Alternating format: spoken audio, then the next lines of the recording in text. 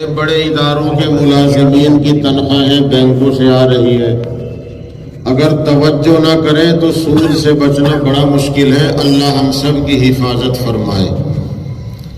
تو ان 10 گناہ گاروں میں بیاج اور سود اپنے کام میں لگانے والا بھی ہے۔ بینک میں پیسہ اس نیت سے جمع کرنا جائز ہے کہ ہمارے پیسے کی حفاظت رہے۔ ایف ڈی کرنا جائز نہیں، حرام ہے۔ اس میں ڈبل لینے کی امید ہے، ڈبل لینے کا ارادہ ہے۔ جیون بیمہ حرام ہے۔ گاڑیوں کا بیمہ قانونی مجبوری ہے، گاڑیوں کا بیمہ کرائیں۔ زندگی کا بیمہ حرام ہے۔ سرکاری ملازم جیون بیمہ کرانے میں کوئی سہولت سمجھتا ہے تو کسی صحیح عالم دین سے مسئلہ معلوم کرے اور مشورہ کرے۔ اگر کسی نے جیون بیمہ کرا لیا ہے اسے ختم کر دے، اور اگر ختم کرنے میں بڑی دولت ضائع ہوتی ہے تو ابھی رہنے دے۔ اپنے گھر والوں کو بتا دے، تحریر لکھ کر رکھ دے کہ میں نے لا علمی کی وجہ سے جیون بیمہ کرا لیا تھا، اگر میں خدا نخواستہ انتقال کر جاؤں میں وصیت کرتا ہوں کہ میرے گھر والے اس پیسے کو نکالیں، جتنا پیسہ ہم نے جمع کیا وہ پیسہ ہمارا ہے، باقی پیسہ سود ہے۔ کسی صحیح عالم سے مشورہ کر کے وہ پیسہ اسی مصرف پر لگایا جائے۔ یہ وصیت کر کے رکھنی پڑے گی۔ نہیں کرے گا اور اس کا انتقال ہو گیا تو پٹائی تو اس کی ہوگی، اور گھر والے پیسہ نکال کر مزے اڑائیں گے اور بعد میں سزا وہ بھی پائیں گے۔ تو بینک میں پیسہ اس نیت سے جمع کریں کہ پیسہ محفوظ رہے۔ پھر وہاں سے سود ملتا ہے، اسے وہاں نہ چھوڑیں۔ سود کو بینک میں چھوڑنا بھی جائز نہیں، وہاں سے اس کو نکالیں۔ نکال کر کہاں لگائیں؟ نمبر 1، سرکاری سود۔ سرکاری سود میں دے سکتے ہیں۔ ایک سرکاری بینک میں میں نے پیسہ جمع کیا، مجھے سود ملا۔ ایک سرکاری بینک سے میں نے قرضہ لیا مجبوری میں، وہ مجھ سے سود لے رہے ہیں، تو سرکاری سود میں دے دیں۔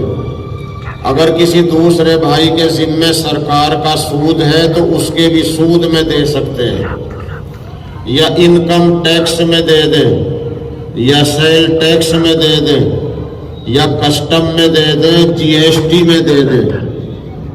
اور اگر بجلی یا پانی کے بل پر پلنٹی لگ گئی تو پلنٹی بیاج ہے، بیاج کو بیاج میں دے سکتے ہیں، اصل بل میں دینا جائز نہیں۔ یہ جو ٹیکس میں نے بتائے ہیں ان کو یاد رکھیں، income tax, sale tax, customs, G S T. اور آپ زمین خرید رہے ہیں، زمین کا بیچنا کسان کے لیے بہتر نہیں۔ زمین کی وجہ سے اللہ نے عزت بخشی ہے، بلا مجبوری کے نہ بیچیں۔ اگر بیچنی ہے تو اس سے زیادہ خریدنے کی کوشش کریں، سخت مجبوری کے بغیر نہ بیچیں۔ اگر آپ زمین خرید رہے ہیں، رجسٹرار صاحب کے یہاں رجسٹری ہوگی، ایک خاص رقم رجسٹرار صاحب لے کر اس کی رسید دیں گے، تو جتنے پیسے کی رجسٹرار صاحب کے یہاں رسید کٹتی ہے اس میں سرکاری سود دے سکتے ہیں۔ نہ وکیل کی فیس میں، نہ بے نامے کی رقم میں، نہ کسی کو رشوت میں۔ پیسہ سرکار کا ہے، ہم نے کسی کو رشوت دی، یہ اس کی جیب کے لیے ہے، یہ مصرف ہے اس کا۔ اگر یہ مصرف کسی کے پاس نہیں تو غریب مسلمانوں کو یہ پیسہ اس ارادے کے ساتھ دیا جائے، یا اللہ مجھے اس کے وبال سے بچائیے، اے اللہ مجھے اس کے وبال سے بچانا، یہ سوچ کر، یہ نیت دعا کر کے کسی غریب کو دے دیا جائے، اور بتلانا بھی ضروری نہیں۔ آپ کو معلوم ہے یہ آدمی غریب ہے، بس آپ کو معلوم ہونا کافی ہے۔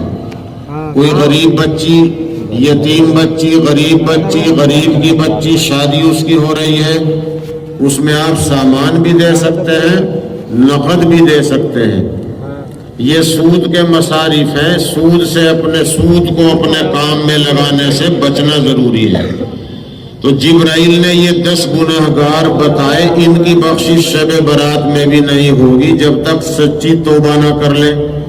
ایک دفعہ پھر سن لیں، شرک کرنے والا، جادو کرنے والا، پوچھا دینے والا، آپس میں کینہ کپٹ رکھنے والے، اور ماں باپ کو ستانے والا، اور نشہ کرنے والا، بلاత్కాری زیناکاری کرنے والا، اور بلا وجہ رشتے ناتے توڑنے والا، اور بیاج اپنے کام میں لگانے والا، اور تکبر کی وجہ سے اپنا پاجامہ پینٹ تہبند ٹخنے سے نیچے لٹکانے والا۔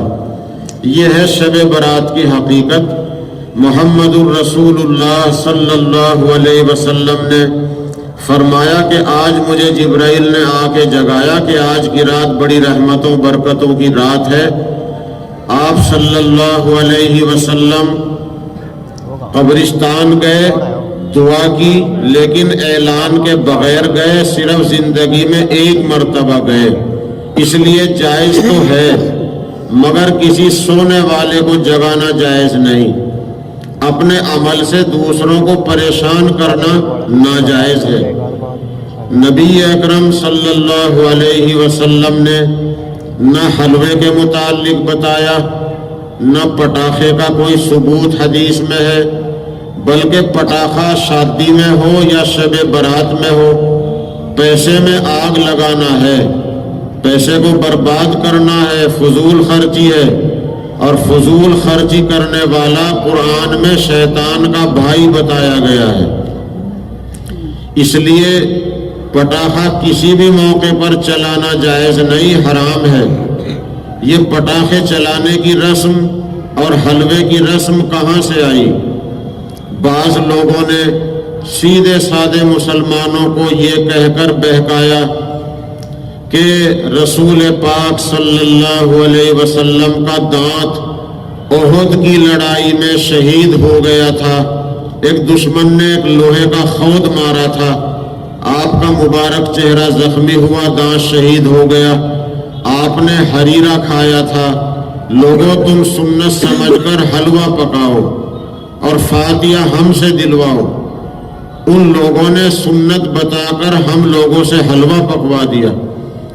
جب ان حضرات نے کتابیں پڑھی، پتہ چلا کہ رسول پاک صلی اللہ علیہ وسلم کا دانت عید کے ایک ہفتے کے بعد احد کی لڑائی میں شہید ہوا تھا، رمضان سے پہلے ایسا کوئی قصہ نہیں کہ آپ کا دانت شہید ہوا ہو، اور یہاں رمضان سے 15 دن پہلے حلوہ پکوا دیا گیا۔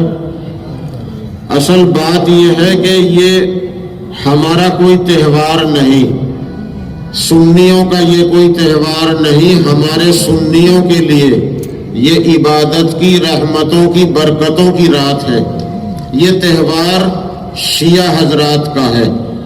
آپ جانتے ہیں شیعہ رافضی کو کہتے ہیں، رافضی کے معنی ہے دین حق کو چھوڑنے والا، اور شیعہ کے معنی ہے گروہ۔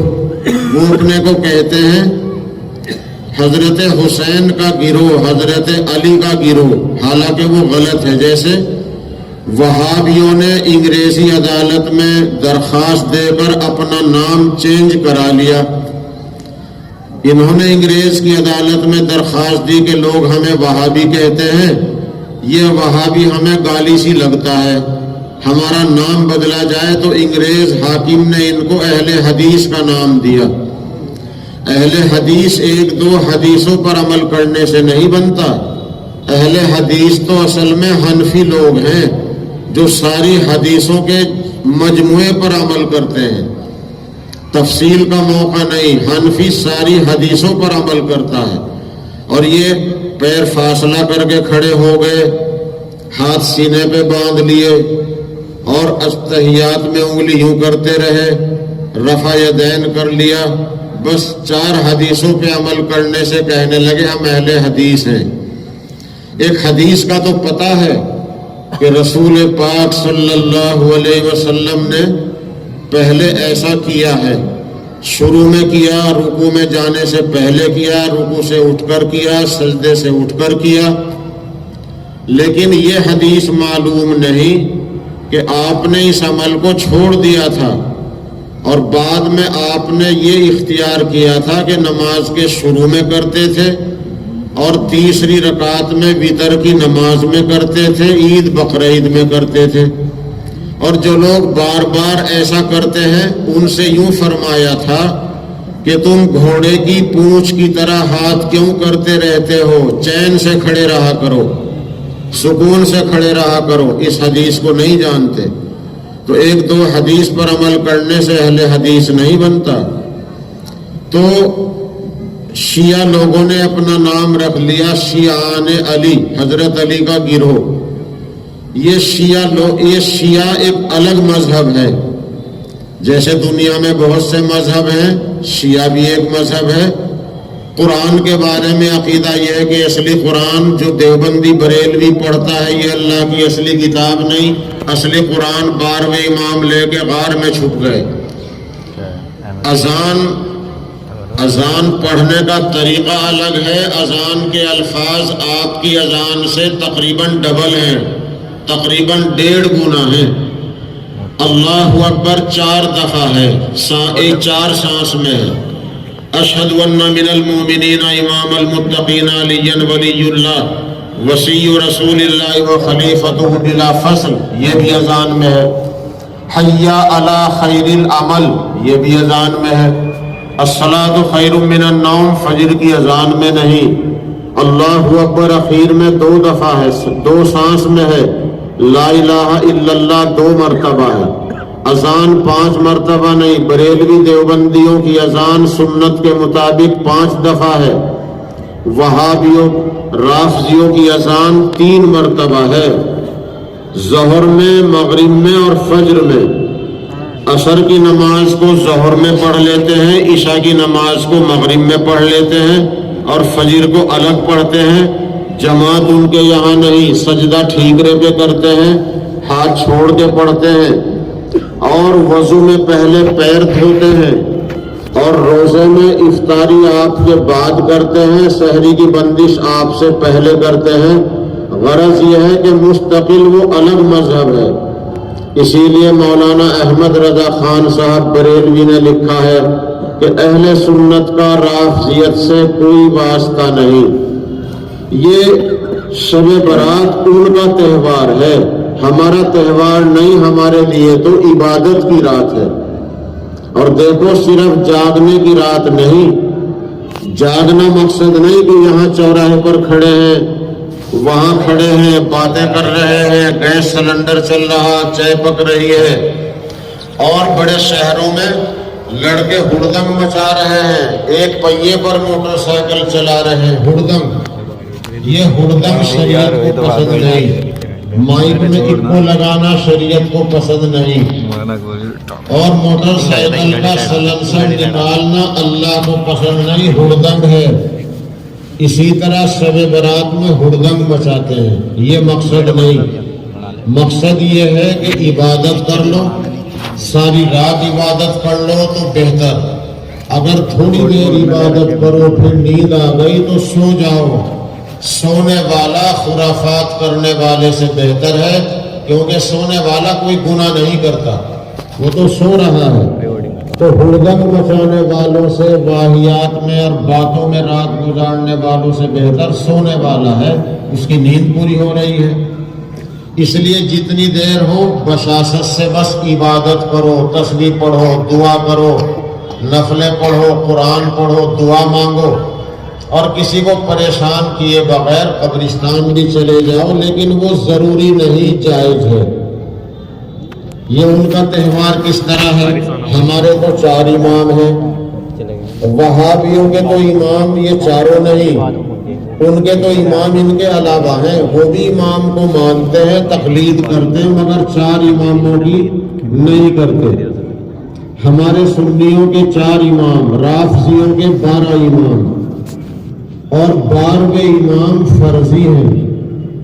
اصل میں رسول پاک صلی اللہ علیہ وسلم کے دنیا سے پردہ کرنے کے بعد رافضیوں نے شیعوں نے تدبیر کی کہ اب نبوت کو جاری کیسے رکھیں، حضرت علی کو، حضرت حسن کو، حضرت حسین کو، ان کی اولاد کو